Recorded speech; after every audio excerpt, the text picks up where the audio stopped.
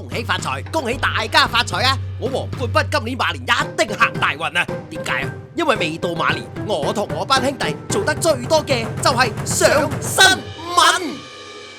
維園年宵除夕夜通宵開放，至到初一朝早收爐。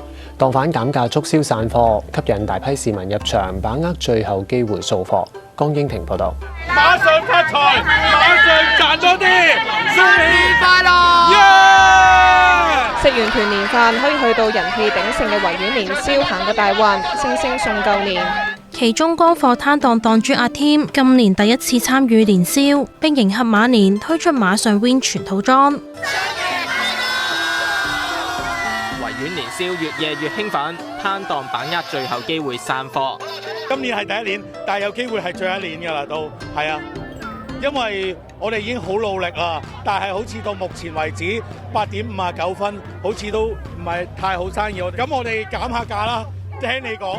咁我哋減10蚊啦，我哋開始減價啦，每樣嘢減10蚊，減價。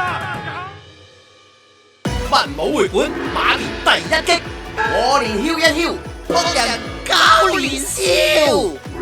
號角酒吧文武會館年宵全紀錄，現在開始。